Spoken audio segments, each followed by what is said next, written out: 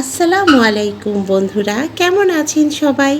আশা করি সকলে খুবই ভালো আছেন। রিটস কুকিং অ্যাম্মি ফুডে আপনাদের সবাইকে স্বাগতম জানিয়ে চলে আসছি আজকের আবারও আপনাদের সাথে খুবই টেস্টি ও ভীষণ হেলদি একটি টিফিন রেসিপি শেয়ার করতে। আশা করি আজকের রেসিপি আপনাদের খুবই পছন্দ হবে। আপনারা স্কুল, অফিসের টিফিন কিংবা সকালের নাস্তার জন্য একদম কম সময়ের মধ্যে ঘরে থাকা উপকরণ দিয়ে বানিয়ে নিতে পারবেন। তো চলুন বন্ধুরা, কিভাবে বানালাম সেটাই আপনাদের কাছে ঝটপট শেয়ার করি। আর বন্ধুদের কাছে বিশেষ অনুরোধ করব একটি লাইক দিয়ে ভিডিওটা সম্পূর্ণ দেখার। তো কথা না বাড়িয়ে ভিডিওটা শুরু করছি। এখন একটি মিক্সিং বলে আমি দুটো কলা খোসা এড়িয়ে নিব এবং একটা ডিম এর মধ্যে দিয়ে দিব। ডিমটা ভেঙে এর মধ্যে দিয়ে দুটো কলা খোসা এড়িয়ে দিয়ে দিচ্ছি এবং সমস্ত ডিম এবং কলাটাকে খুব ভালো করে একটি কাঁটা চামচের সাহায্যে ভালো করে এটাকে এইভাবে মিক্স করে নিব। এত সুন্দরভাবে বন্ধুরা মিক্স করতে হবে যেন খুব সুন্দরভাবে ডিম এবং কলাটা খুব ভালোভাবে মিশে যায়। আপনারা চাইলে কাঁটা চামচ বাদে হ্যান্ড উইক্সের মাধ্যমেও করতে পারেন। আমি এটাকে কাঁটা চামচের মাধ্যমে করে নিয়েছি, বা ব্লেন্ডারও এটা ব্লেন্ড করে নিতে পারেন। তো দেখুন বন্ধুরা, এখন আমি এতে 2 টেবিল চামচ পরিমাণ চিনি অ্যাড করে দিচ্ছি। চিনিটা আপনারা যে যার টেস্ট অনুযায়ী অ্যাড করবেন। এখানে আমি 1 চিমটি লবণ এবং 1 চা চামচ পরিমাণ ঘি অ্যাড করে দিচ্ছি। ঘিটা অ্যাড করার জন্য অনেক সুন্দর একটা ফ্লেভার আসবে এবং খেতেও অনেক মজা লাগবে। আপনারা যদি ঘিটা অ্যাড করতে না চান তাহলে এখানে 1/2 চা চামচ পরিমাণ ভ্যানিলা এসেন্স অ্যাড করতে পারেন।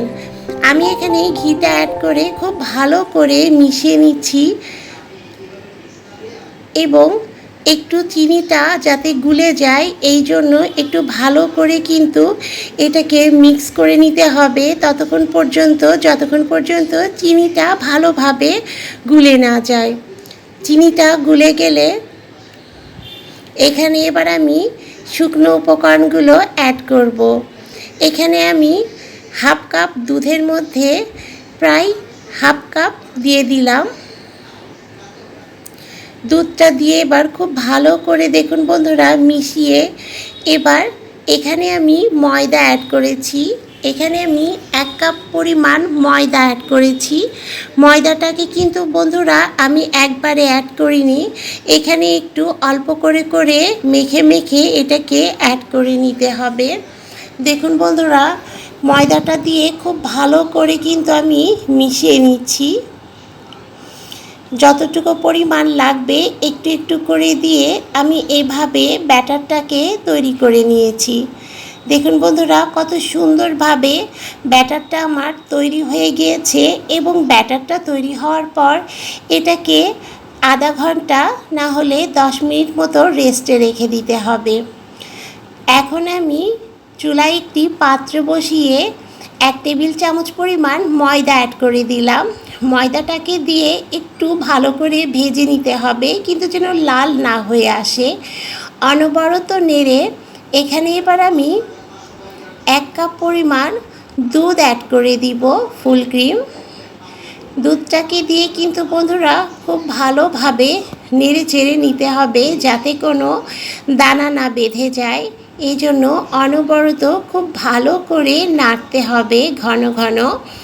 এখন আমি এখানে 1 টেবিল চামচ পরিমাণে চিনি অ্যাড করে দিচ্ছি।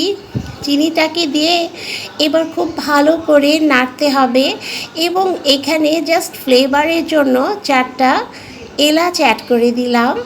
4টা এলাচ অ্যাড করে দিয়ে বন্ধুরা এখানে আবার আমি 1 চামচ পরিমাণ ঘি অ্যাড করে দিব। ঘিটা দিলে এই ক্রিমিটা এত টেস্টি হয় যে কি বলবো বন্ধুরা। এখানে 1 চামচ পরিমাণে ঘি অ্যাড করে দিয়ে এই মালাইটার মধ্যে অসম্ভব একটা মজা এবং টেস্ট আসে।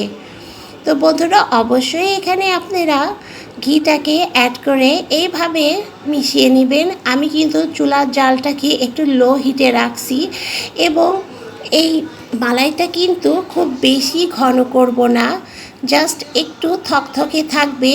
এরপরে কিন্তু চুলার জালটাকে নিভিয়ে দিব। দেখুন বন্ধুরা, আমার প্রায় হয়ে এসেছে মালাইটা। এখন কিন্তু আমি এটাকে অফ করে দিয়েছি। এখন আমি ব্যাটারটা আমার, দেখুন বন্ধুরা, একদম রেস্টে রাখার পর কি সুন্দর হয়ে গিয়েছে। এখন একটি পাত্রে আমি এরকম গোল চামচের সাহায্যে 1 চামচ এরকম দিয়ে দিলাম। আগে থেকে কিন্তু কড়াইয়ে একদম সামান্য পরিমাণ তেলটা জাস্ট ব্রাশ করে নিয়েছিলাম। তো দেখুন বন্ধুরা, একটা একটা করে এইভাবে আমি প্যানকেকগুলা তৈরি করে নিব। একটা তৈরি করে দেখিয়েছি, এইভাবেই কিন্তু আবার আরেকটা তৈরি করছি।